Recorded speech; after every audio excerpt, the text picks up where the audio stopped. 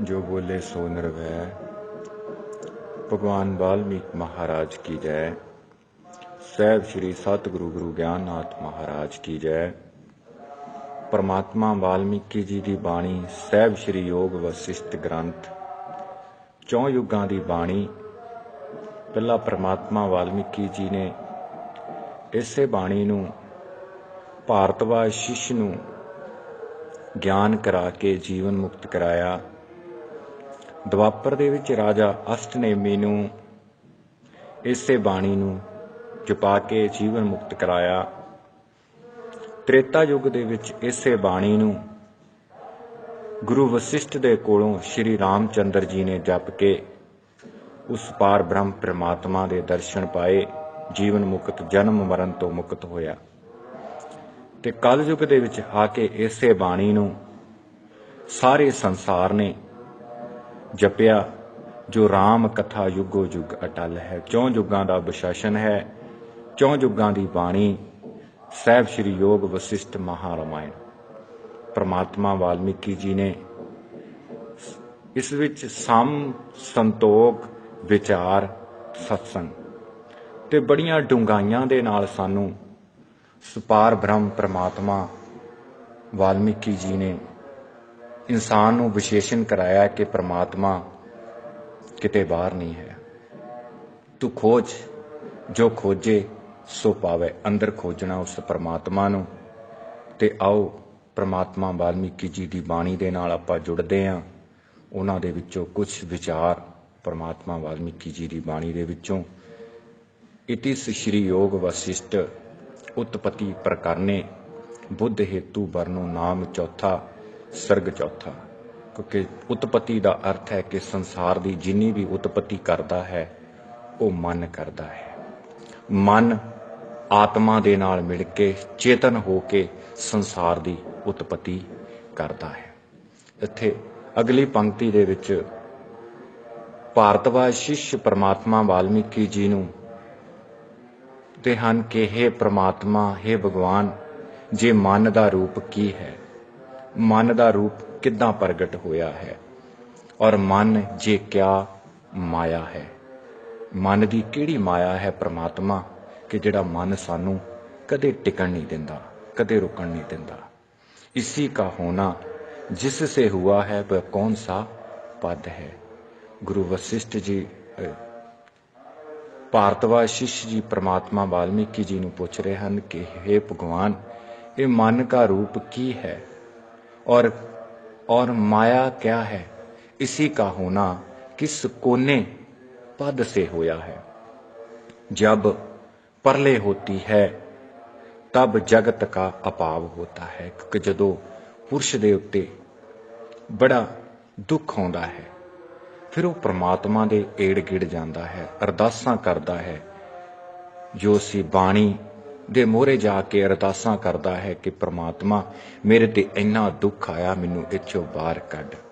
और पीछे जब सब जगत का अभाव होता है कि जदों पुरुष नूं सारे संसार का ज्ञान हो जाता, पीछे जो शेख रहता, क्योंकि पीछे कौन रहिंदा, आत्मा जो सारियां दे विच बोल रही है। हर कण दे विच परमात्मा बोल रहा, आत्मा ही परमात्मा है। क्योंकि परमात्मा वाल्मीकि जी ने भारतवाज शिष्य नूं बड़ी डूंघाई दे नाल इस बाणी दे विच समझाया है कि हे भारतवाज शिष्य, परमात्मा सब जगत में स्थित है। क्योंकि परमात्मा हर कण दे विच है, हर कण दे पिछे परमात्मा सत है, रूप है, और आद सर्ग भी सत है। क्योंकि जिहड़ा आद है, आद तो चलदा आ रहा, वो भी सच है, और उसी का नाश कदाचित नहीं होता। क्योंकि परमात्मा का नाश कदी नहीं हुंदा। ना परमात्मा जन्मदा है ते ना कदी मरदा है। परमात्मा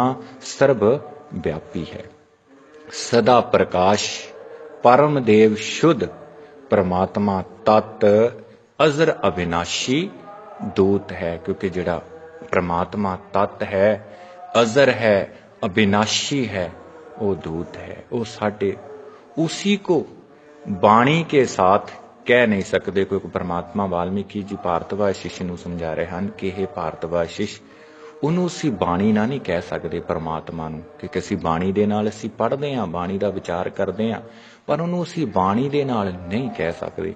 ਵੈ ਪਰਮ ਪਦ ਜੀਵਨ ਮੁਕਤ ਪਾਤਾ ਹੈ, ਕਿਉਂਕਿ ਜਿਹੜਾ ਪਰਮਾਤਮਾ ਦਾ ਪਦ ਹੈ ਉਹ ਜੀਵਨ ਮੁਕਤ ਪੁਰਸ਼ ਪਾਉਂਦਾ ਹੈ। ਕਿਉਂਕਿ ਜਿਸ ਤਰ੍ਹਾਂ ਕਲ ਯੁੱਗ ਦੇ ਵਿੱਚ ਆ ਕੇ ਗੁਰੂ ਗਿਆਨਨਾਥ ਮਹਾਰਾਜ ਜੀ ਆਪ ਸਾਖਸ਼ਾਤ ਪ੍ਰਗਟ ਹੋਏ ਪਰਮਾਤਮਾ ਦੇ ਰੂਪ 'ਚ, ਉਹਨਾਂ ਨੇ ਹੀ ਪਰਮਾਤਮਾ ਨੂੰ ਪਾਇਆ ਹੈ।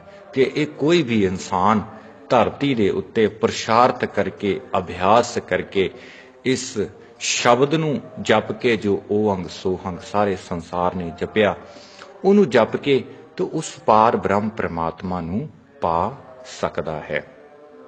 आत्मदायक शब्द उपदेश में कल्पते हैं, क्योंकि जिहड़ी आत्मा है, जिहड़ा मन दे विच शब्द है, क्योंकि शब्द तो परमात्मा ने उत्पत्ति की है। शब्द उपदेश में कल्पते हैं, क्योंकि जिहड़ा उपदेश है वो शब्द है परमात्मा दा, शब्द तो ही उत्पत्ति है। शब्द के अंदर होए, शब्द के अंदर सब, क्योंकि शब्द के अंदर ही दुनिया रची है। जे आपां परमात्मा वाल्मीकि जी सानू इत्थे भी समझाते हैं कि असी गुरु दे कोलों शब्द लैने आ, गुरु ने तो चले जाना, जो भी दुनिया ते आया उन्हें चले जाना, पर वो जिहड़ा शब्द है जुगो जुग अटल है। शब्द आद तो चलता आ रहा है, शब्द आद सच जुगा सच। गुरु नानक देव जी ने भी इत्थे आण के इस चीज नूं विशेषण किया। इसे श्लोक चो ही, इसे श्लोक तो कलयुग च आके गुरु नानक देव जी ने इस श्लोक नूं उचारण किया। आदव अविनाशी है, शब्द उपदेश में कल्पता है। स्वाभाविक कोई शब्द नहीं पवित्रता, क्योंकि जिहड़ा शब्द है स्वाभाविक, जिहड़ा दुनिया ते कोई शब्द है वो तो पवित्र कोई नहीं हैगा।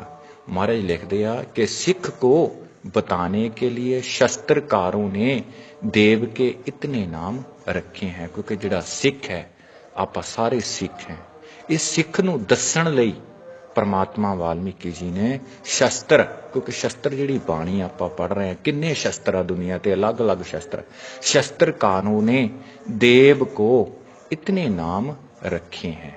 मूर्ख तो देव को पुरुष कहते हैं, क्योंकि जिहड़े मूर्ख है कई देव नूं पुरुष कहते हैं। वेदवादी ब्रह्म कहते, क्योंकि जिन्हां ने वेदां नूं पढ़िया, वेदां नूं जान लिया, वो परमात्मा नूं ब्रह्म कहते हैं। क्योंकि जिहड़े विज्ञान, जिहड़े आपां साइंस कह दिंदे आ, साइंस जिहड़े परमात्मा नूं बुद्धि कहंदे आ, उहनूं दिमाग कहंदे आ।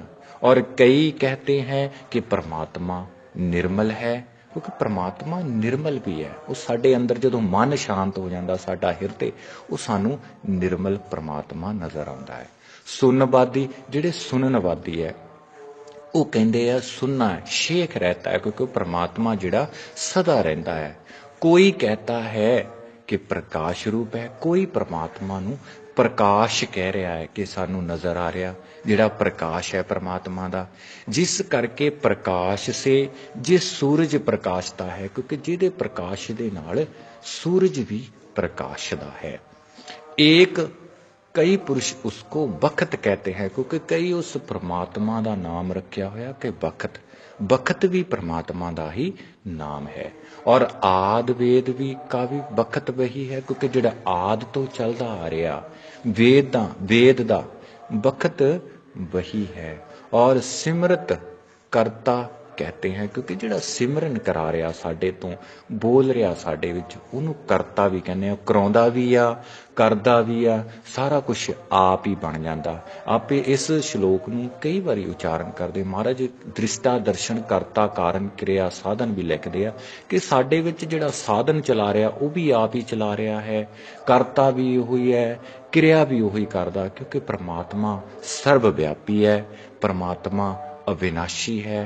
परमात्मा दे किन्ने नाम रखे आ, परमात्मा दा कल्ला नाम परमात्मा वाल्मीकि जी नहीं है। परमात्मा वाल्मीकि जी ने इस बाणी दे विच सानू बड़े अर्थां दे नाल शुद्ध करके समझाया है कि परमात्मा दा नाम बखत भी है, ते परमात्मा आद वक्त वही सिमरत कहते हैं। और जिसके प्रकाश से सूरज दायक प्रकाशता है, एक उसको बखत कहते हैं। आद वेद बखत वही है, क्योंकि जिहड़ा बखत आद तो चलता आ रहा, वेदां तो भी चलता आ रहा, किन्ने युगो युग अटल वक्त ही चलता आ रहा, समा वही चलता आ रहा, पर वो भी परमात्मा है।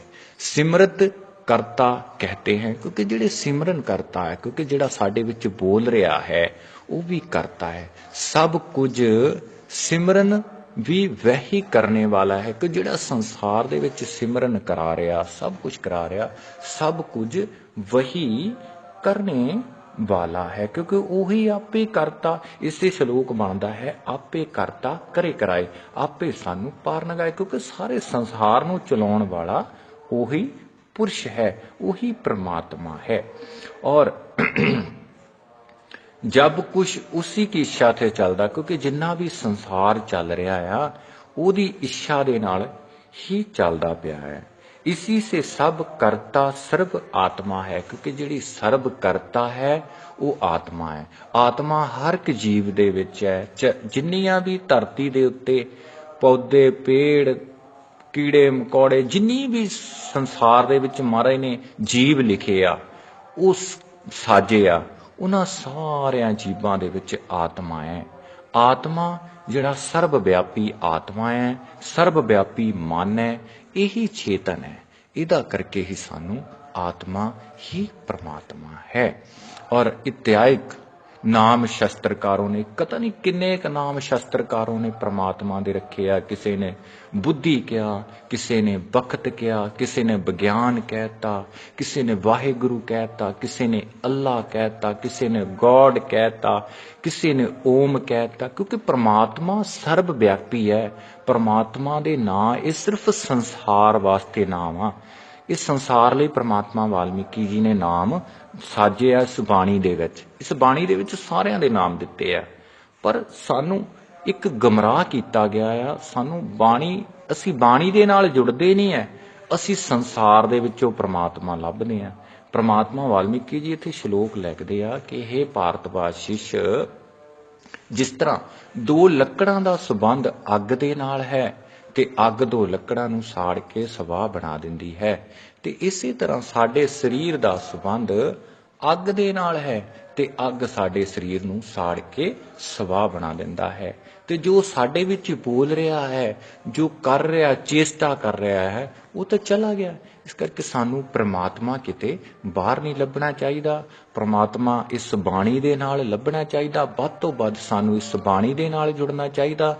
ਸਹਿਬ ਸ਼੍ਰੀ ਯੋਗ ਵਸਿਸ਼ਠ ਦੀ ਬਾਣੀ ਮੈਂ ਸਾਰੇ ਸੰਸਾਰ ਨੂੰ ਆਦੇਸ਼ ਦੇਣਾ ਚਾਹੁੰਦਾ ਹਾਂ ਕਿ ਪ੍ਰਮਾਤਮਾ ਵਾਲਮੀਕੀ ਜੀ ਨੇ ਕੱਲੀ ਰਾਮਾਇਣ ਨਹੀਂ ਲਿਖੀ ਗੁਰੂ ਪਿਆਰਿਓ, ਉਹਨਾਂ ਨੇ ਸੰਸਾਰ ਦੇ ਵਿੱਚ ਜਿੰਨਾ ਵੀ ਇਸ ਟਾਈਮ ਸਾਇੰਸ ਚੱਲ ਰਹੀ ਹੈ, ਜਿੰਨੀ ਵੀ ਸ੍ਰਿਸ਼ਟੀ ਚੱਲ ਰਹੀ ਹੈ, ਉਹ ਪ੍ਰਮਾਤਮਾ ਵਾਲਮੀਕੀ ਜੀ ਨੇ ਇਸ ਯੋਗ ਵਸਿਸ਼ਠ ਬਾਣੀ ਦੇ ਵਿੱਚ ਵਿਸ਼ੇਸ਼ ਕਰਕੇ ਲਿਖਿਆ। ਜੇ ਅੱਜ ਸਾਇੰਸ ਚੱਲ ਰਹੀ ਹੈ ਉਹ ਵੀ ਇਸ ਬਾਣੀ ਦੇ ਆਧਾਰ ਤੇ ਚੱਲ ਰਹੀ ਹੈ। ਜੇ ਅੱਜ ਸ੍ਰਿਸ਼ਟੀ ਚੱਲ ਰਹੀ ਹੈ ਉਹ ਵੀ ਇਸ ਬਾਣੀ ਦੇ ਆਧਾਰ ਤੇ ਚੱਲ ਰਹੀ ਹੈ। ਇਹ ਬਾਣੀ ਯੁੱਗੋ ਯੁੱਗ ਅਟਲ ਹੈ।